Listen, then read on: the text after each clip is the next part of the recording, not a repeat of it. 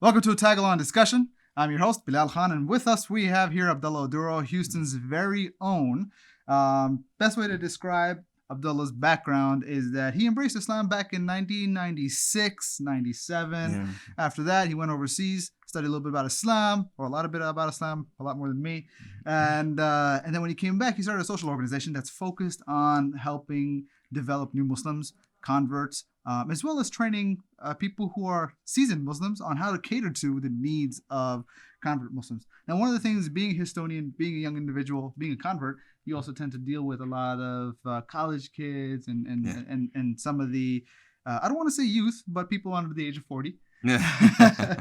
So this particular one is going to be talking about gender relations. When dealing with converts, do you find it hard, or not hard, but do you find it that converts tend to the idea of gender interaction and what the immigrant community's method of engaging with genders, whereas the American method of engaging with genders tends to be like off-putting, or like how do you deal with that? Well, I mean, when we talk about immigrants, I mean, you're talking about different nationalities, right, and different demographics within each nationality. So you'll generally find, like, within a certain nationality, immigrant nationality, you'll find some what they call the mutahaddirun, the ones that are more contemporary thinking. They probably studied in the West, so on and so forth. So they've encountered the Western culture. From the Western culture is gender interactions. What I mean by gender interactions is it's not uncommon for the man to speak to the woman in an elevator. It's not uncommon for the man to speak to the woman in general about something in general. But in some cultures, the man even speaking to the woman, facing the woman, it could be a sign of disrespect. Could be, depending on what demographic within that nationality. So when someone becomes a new Muslim, generally if it's in America or the West in general, a man speaking to a woman is not uncommon. It's a normality. But when they face a certain culture or nationality that happens to be Muslim or generations of Islam within that nationality, you'll see that they may find it strange, and that convert may feel kind of awkward because they may have been shunned in some ways. Okay. Or may have been looked at in a way they got shunned by the community. Shunned by the community, or shunned by someone within the community that said, no, you can't talk to that female, period. Okay. Right? But, so sometimes you'll face that. But it's not, it can be common, but also... What about the other way around? What about the female being shunned because she's talking to a guy?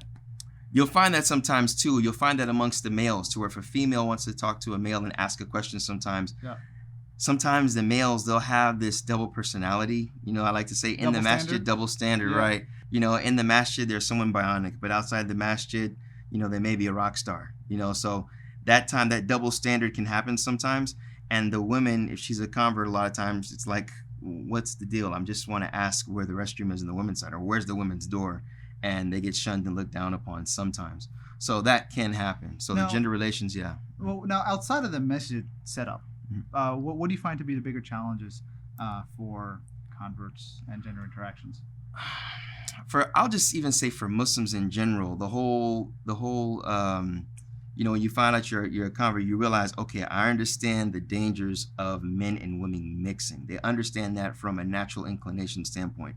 Because if you just tell them, look what happens with adultery, and when you see talk shows, I always tell people about, like, talk shows is a good example. They'll say, well, what happened? They'll say, man, I don't know. One thing just led to another, and but all I know is I'm not the father. All right, that's not my child. You know what I'm saying? So that when you see that, it's like, okay, I understand how gender relations can lead to something that is not beneficial. It's interesting.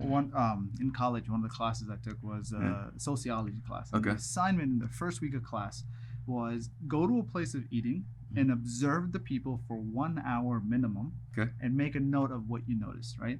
And what was interesting was when we all came in to present, one of the common things that people did notice, including myself, was that even in a mixed gathering, men generally sat with women, and women generally sat with men generally sat among men, and women generally sat among women. And even if there was a table which was mixed, it was like, let's say it's a table of 4 or 5, then 3 of them were like men and 1 or 2 of them were women, or the other way around, it was like 3 or 4 of them were women and 1 of them were men. And what was also interesting is you can also tell the kind of person who was a little bit more free with themselves based on how many tables they would go hang around And what was the ratio? Because they tended to be just like that one other person, just bouncing from table to table. Right. Now, I was observing within a college setting, Okay. but even other people who were not observing in a college setting, but they were observing in like a restaurant setting or just any basic place of gathering where people eat, the genders, for the most part, sat with their own gender. Right. Which I mean, it was interesting. Is just that's just like the natural. Right. No, it's very interesting. I mean, even sometimes, when people in the workplace, like myself, when I was in the workplace, when you get amongst guys, you're going to talk about guy things. The first thing, because you have televisions on in the lounge and then ESPN's on. So you're automatically going to talk about Football. A sports figure or something that's going on. Rather, if it's like The View or a soap opera, not to generalize all women, but to say someone going to be like, yeah, John's cheating with Mary. Oh, John's cheating with Mary? I thought last week he was with Jane. It's like the guy, you're sitting at the table like, I think I got to go to the other table, because we just don't relate on those instances. Or talking about any other matter that may deal with specifically with the gender more than the latter. Right, right. So now, what do you find that the most common question, especially among college kids, is brought up on this issue of gender relations? Oh, man, Brother Abdullah, what's the boundary? I mean, we have these MSA meetings and, we're talking about Islam, but, I think I like this girl, or, there's just something that Shaitan's played with me about this guy, and, we're in the office together and it's 3 guys and 3 girls, but I mean, can I look at her or not? These kinds of questions, because But why don't they ask those same questions about what a non-MSA setup? That's what I was talking about, the double standard. Sometimes it's in our subconscious mind. It's like we're a Muslim in the Masjid, but outside of the Masjid, I'm Mo and Muhammad in the Masjid. So, when it comes to that, it's like differentiating. She's still a female. She still has the same characteristics as the Muslim sister, but there are some conscious factors that may be in the Muslim sister that's not in the latter. Right. So with that being the case, I think it's due to the fact that she knows certain things, you're more apprehensive when it comes to dealing with them. But sometimes it may not be a good thing because you may take advantage of it when you're outside. You understand what I'm saying? Like in the classroom, in the lab class, you're talking to your study partner and you're gazing in her eyes and you're already past the point of attraction. You're like, look, this girl is so cute. And I know we're talking about lab class in Starbucks, but it's just, man, she's fine. I mean, that's all there is to it. And you have no limits whatsoever. Then comes the question, so what are you doing this weekend? I don't know. What are you doing this weekend? That's where it just starts. Right. That would never happen. Well, I won't say never, but it may not happen most of the times in an MSA gathering because the ambiance is like we're Muslims and we're doing a Muslim event, and it would be taboo for me to kind of come on to you, even though it can happen. That is where the man or the woman has to say, okay, what is this going to lead to? Is it going to be beneficial or not? And that's the general responsibility for every man and woman, especially in college, because you're just coming from a boy to a man and a girl to a woman. And you're going to... I think that coupled with the fact that all of a sudden they have all this freedom. Right. Freedom. You have your own... I remember when I was going to... I was like, man, I got my own car. She has her own car. We can just go and meet, and go to the movies or go out to dinner or go hang out all together. Parents call us, I'm hanging out with my friends. But then there's some other her friends, too. So it's like, okay, that's where there's a boundary, even amongst Muslims. So commonly you'll find amongst the MSA students is like, what's the boundary? Or it's, man, I've already fallen, man. What do I do? I've already fallen for this girl. Or I've already fallen for this guy. A lot of times when you ask them, okay, you look back, how did it happen? It's always because there was too much interaction. Okay. Not just too much interaction to where we're talking about something generic, but the interaction leads to something else. It always leads to something. And that's why you'll find a lot in Islam, they call the principle of closing the doors to that which leads to evil, what they call sadd al-dhara'i. Okay. Right? And that is one of the principles, is that trying to stay away from something that can lead to that ultimate harm or ultimate impermissibility. Right? Basically, it's like don't leave the food out. Don't leave the food out, right? Because it'll get can get rotten. Yeah. Or attract right? food flies and things. Attract flies, exactly. Yeah. Because it's already rotten. You know what I'm saying? Maybe sometimes, And there's other things that attract flies too, but we don't want to talk about that. So, that's what it can lead to. But even though when we talk, the verse in Allah subhanahu wa ta'ala mentioned, he said, وَلَا تَقْرَبُوا zina. He says, do not come close to zina. And as we know, zina is adultery. So don't come close to it. It's not saying don't do it, right, but don't do the things that surround it. You know, and those are the things I'm talking about. When you look at the girl and you're talking to her, it's like, yeah, I just got divorced. And you're like looking dead in her eyes. It's like, okay, yeah, I'm looking for someone to get married to, preferably around, you know, age group, so and so and so on. And it's probably her age group, so on and so forth. That is where it can lead to something that may not be beneficial for that relation. Now, if you're someone that's looking to get married, in some instances that there may not be a problem with that, but taking the correct means in doing that. Gotcha. To where if you're at an MSA gathering, you say, you know what, you talk to her brother, you know, you're married to the sister, or you talk to the sister and you tell, look, there's a sister I'm kind of interested in. You know, does she have a brother? Is there any guardian of hers that I can talk to? Now, one of the things that makes me wonder is like, what about in situations, and this is probably more common among folks who are in the professional setting, right? You have maybe a female figure that is of authority over you, or the other way around, right? Maybe you're a female and you have a male figure that's of authority over you, and what like the challenges that might come with that. And I know like Surah Yusuf kind of has that kind of setting, right? I mean, what are some of the takeaways you? Oh, one great takeaway. I mean, we all know when you look at Surah Yusuf, if you roughly start from chapter of Yusuf, verse 22 to 35, this covers the whole situation, the majority of it.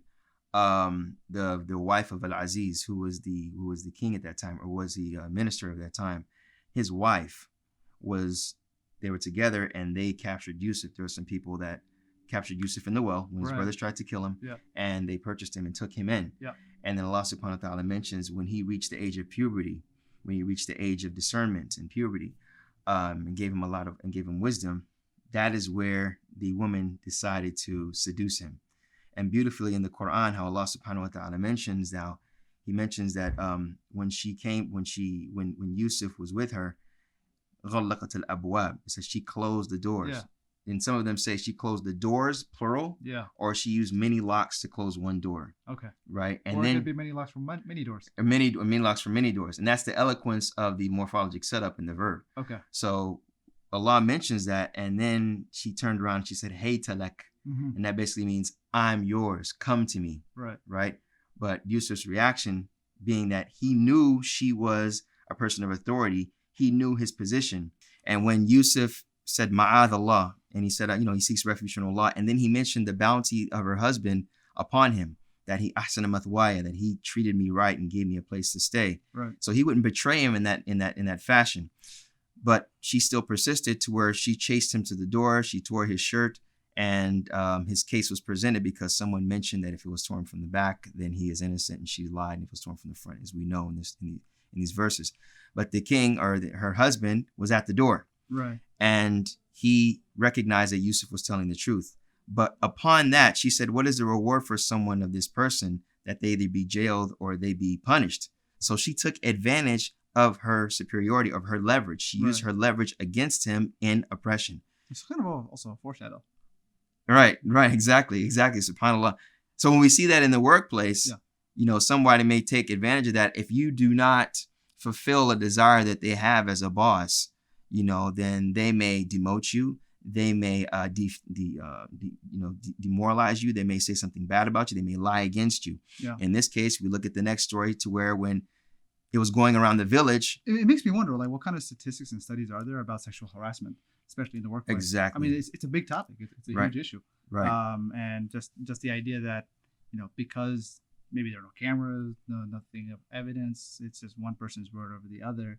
And if the person who's in authority is like, hey, my way or the highway. Right. And subhanAllah, I was just reading in an article that there was this taxi driver that he was accused of assaulting this woman or trying to sexually assault her. And he had a recorder on his app because she accused him of trying to sexually assault her. And he went to jail. But this app freed him from that because he was recording at the time. Oh, wow. So they took him out of jail. Yeah, subhanAllah. So if you're sexually assaulted, sister or brother, it's very important that you address that. You take the proper channels, human resources, speak to someone that you can trust and address that issue. Keep it on file to where if it happens again. Documentation. Right. Documentation, exactly.